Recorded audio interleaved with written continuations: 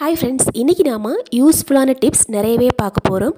முக்கியமா நம்ம வீட்ல மளிகை சாமான் வாங்கி வச்சிருந்தோம் அப்படினா அதுல நிறைய எறும்பு, நிறைய பூச்சிகள் இந்த மாதிரி எல்லாம் வந்துடும். ஆனா இதையெல்லாம் வராம எப்படி தடுக்கிறது அப்படினு பார்க்கலாம். அது மட்டும் இல்லாம நம்ம வீட்ல கடிக்கிற எறும்பும் நிறைய வரும். இந்த மாதிரி வந்த எறும்புகளை நாம கொல்றதுக்கும் இந்த எறும்புகளை போக வைக்கிறதுக்கும் நாம என்ன பண்ணலாம் அப்படிங்கிற டிப்ஸ் தான் இந்த வீடியோல பார்க்க போறோம். இந்த வீடியோ கண்டிப்பா உங்களுக்கு ரொம்ப யூஸ்ஃபுல்லா இருக்கும். வாங்க நம்ம வீடியோக்குள்ள போலாம்.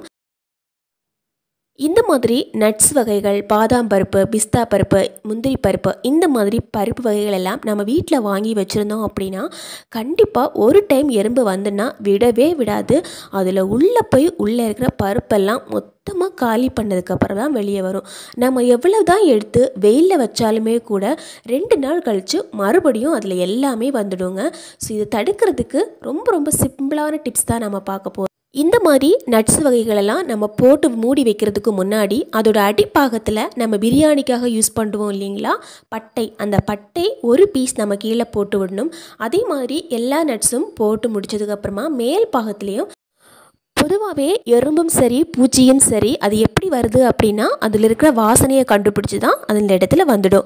ஸோ இந்த மாதிரி நம்ம பட்டை, கிராம்பு எல்லாம் போட்டு வச்சுருந்தோம் அப்படின்னா இதோட நெடியும் சேர்ந்து அதில் கண்டிப்பாக வரவே வராது. கண்டிப்பாக இந்த டிப்ஸ் ட்ரை பண்ணி பாருங்கள்.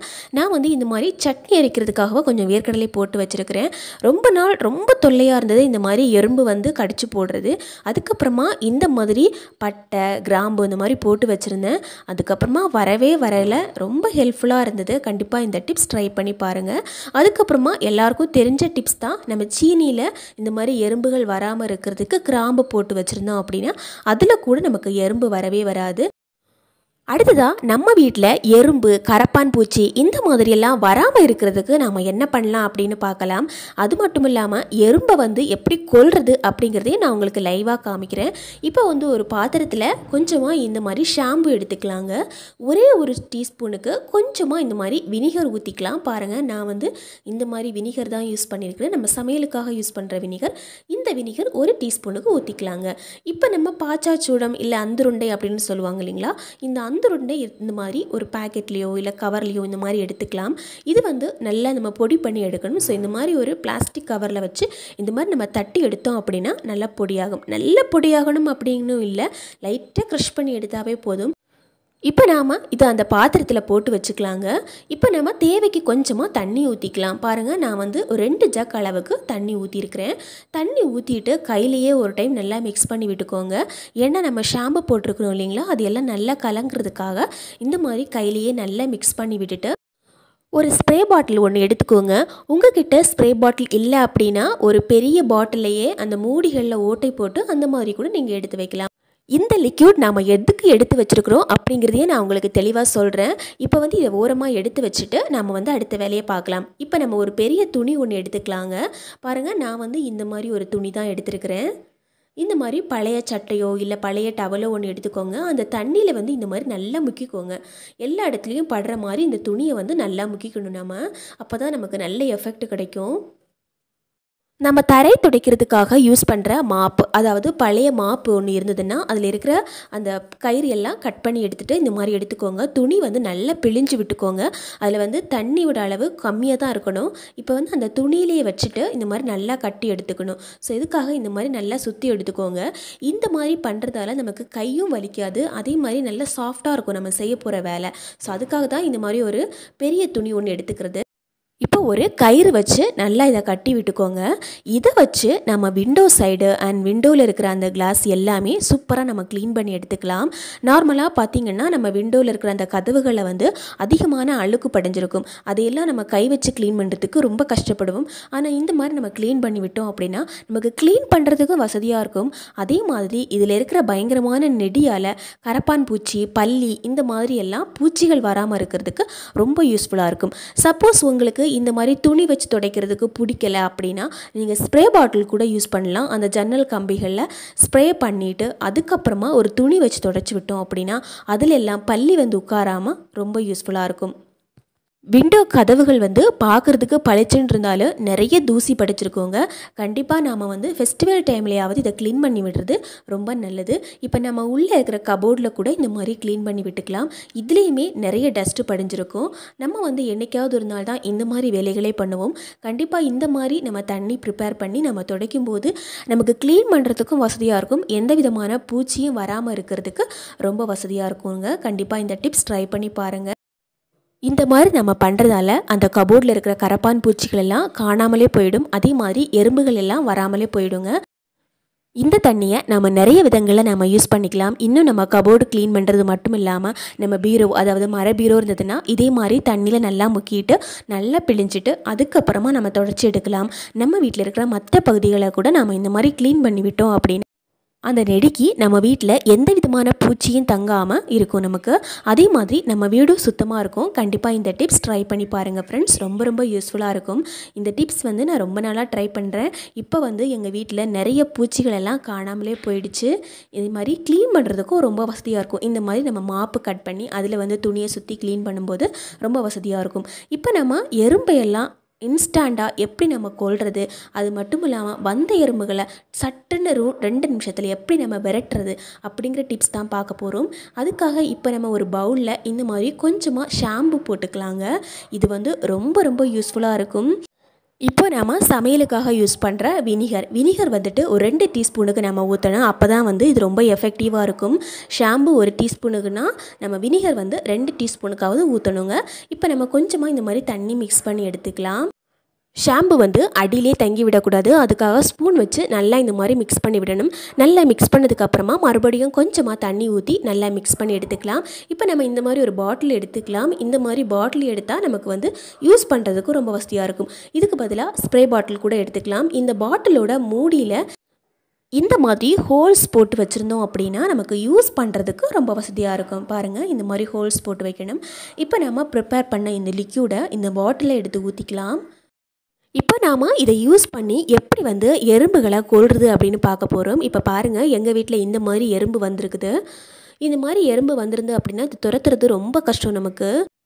நார்மலாக இந்த மாதிரி எறும்புகளை விரட்டுறதுக்கு எறும்பு பொடி தான் யூஸ் பண்ணுவாங்க. இந்த மாதிரி எறும்பு பொடி நம்மக்கிட்ட இல்லாமல் இருந்தது அப்படின்னா நாம் என்ன பண்ணலாம், டக்குன்னு இதுக்கு வந்து என்ன சொல்யூஷன் அப்படின்னு பார்க்கலாம். இந்த மாதிரி வினிகர் மிக்ஸ் பண்ண தண்ணியை ஒரு சிரிஞ்சிலையோ இல்லை இந்த மாதிரி ஊசிலையோ அல்லது அதே பாட்டிலையோ நம்ம எடுத்து இந்த மாதிரி ஸ்ப்ரே பண்ணி விட்டோம் அப்படின்னா சட்டுன்னு ஒரே ஒரு நிமிஷம் தாங்க மொத்த எறும்புமே செத்து போயிடும். பாருங்கள், எறும்பு வந்து எந்த அளவுக்கு கூட்டமாக இருக்குதுன்னு. இந்த எறும்பு கூட்டத்தில் தான் நாம் வந்து இந்த மாதிரி மருந்தை வந்து இந்த சிரிஞ்சில் எடுத்து தெளித்து விட்டுருக்குறோம். இப்போ இதுக்கு எந்த மாதிரி ரிசல்ட் வருது அப்படிங்கிறதையும் நம்ம பார்க்கலாம். கண்டிப்பாக இந்த டிப்ஸ் ரொம்ப யூஸ்ஃபுல்லாக இருக்குது. இப்போ நம்ம வந்து அந்த தெளித்த உடனே பாருங்கள் எல்லாம் மயங்கின மாதிரி ஆயிடுச்சு.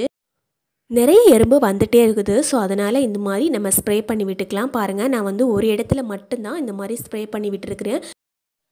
இப்போ நாம் ஸ்ப்ரே பண்ணி 1 நிமிஷம் ஆயிடுச்சு. இப்போ நம்ம எறும்பை பார்க்கலாம். பாருங்கள், மொத்த எறும்புமே செத்து போயிடுச்சு. அந்த இடத்துல நம்ம கை வச்சு எடுத்தோம் அப்படின்னா எறும்பு எல்லாமே அப்படியே செத்து போயிட்டு இருக்குது.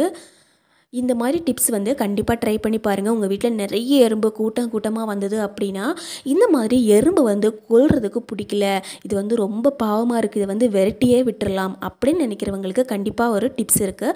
அதையும் நான் உங்களுக்கு சொல்கிறேன். அந்த மாதிரி செஞ்சோம் அப்படின்னா கண்டிப்பாக எறும்பு சாகாது. ஆனால் வர்ற எறும்பு 100% ஓடியே போயிடுவோம் அந்த இடத்துல இருந்து. அதையும் உங்களுக்கு சொல்கிறேன். அதுக்கு நாம் என்ன பண்ணலாம் அப்படின்னா இந்த மாதிரி பூண்டு எடுத்துக்கலாம். இந்த பூண்டோட நெடுக்கி இந்த எறும்பு வந்து நிற்கவே நிற்காதுங்க.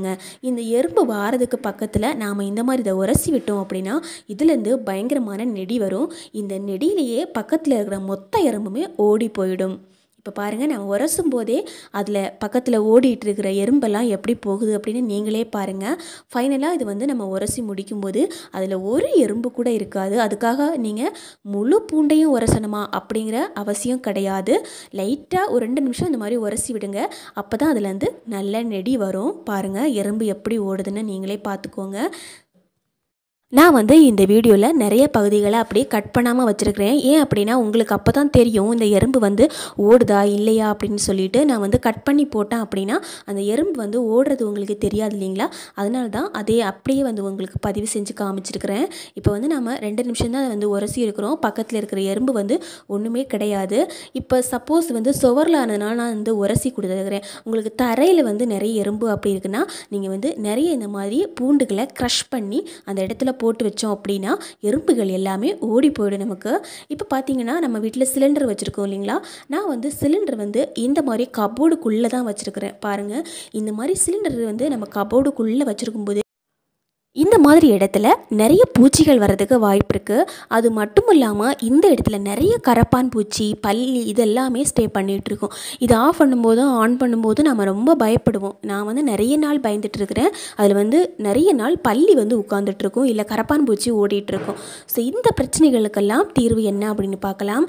நாம் வந்து ப்ரிப்பேர் பண்ணோம் இல்லைங்களா, அந்த விண்டோ க்ளீன் பண்ணுறதுக்காக யூஸ் பண்ண லிக்யூட்.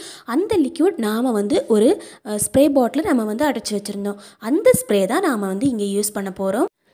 இந்த மாதிரி இடங்களில் நாம் வந்து இதை ஸ்ப்ரே பண்ணிவிட்டோம் அப்படின்னா அதில் இருக்கிற பூச்சிகள் எல்லாமே மொத்தமாக ஓடி போயிடும். அதே மாதிரி எப்போல்லாம் நம்ம சிலிண்டர் வைக்குமோ அப்போல்லாம் நம்ம அதுக்கு முன்னாடி இதை பண்ணி விட்டோம் அப்படின்னா அந்த பூச்சிகள் முட்டை போட்டு வச்சுருக்கிறோம் இல்லைங்களா, அது எல்லாமே செத்து போகிறதுக்கு நிறைய வாய்ப்பு இருக்குது. பாருங்கள், அந்த பூச்சி வந்து ஸ்ப்ரே பண்ணோடனே நம்ம அப்படியே நிற்குது. இன்னும் கொஞ்சம் நேரத்தில் வந்து அது எல்லாமே வந்துட்டு செத்து போயிடும். கண்டிப்பாக இந்த டிப்ஸ் ட்ரை பண்ணி பாருங்கள். கரப்பான் பூச்சி வராமல் இருக்கிறதுக்கு இது வந்து ரொம்ப ரொம்ப யூஸ்ஃபுல்லாக இருக்கும்.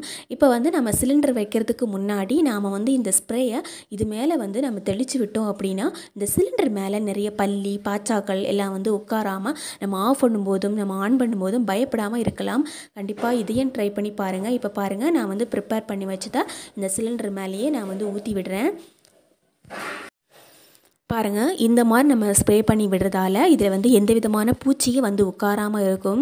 கண்டிப்பாக இதில் சொல்லியிருக்க டிப்ஸ் எல்லாமே உங்களுக்கு ரொம்ப பிடிச்சிருக்கும் அப்படின்னு நினைக்கிறேன். ஏன் அப்படின்னா நம்ம வீட்டில் எறும்புகள் வந்து ரொம்ப தொல்லை பண்ணும். அதே மாதிரி நம்ம மளிகை சாமான் எல்லாம் வாங்கி வச்சுருந்தோம் அப்படின்னா இதை க்ளீன் பண்ணி எடுக்கிறது ரொம்ப கஷ்டம். நம்ம முந்திரி பருப்பு, பாதாம் பருப்புலேருந்தெல்லாம் எறும்பை போக்குறது ரொம்ப ரொம்ப கஷ்டமான விஷயம்.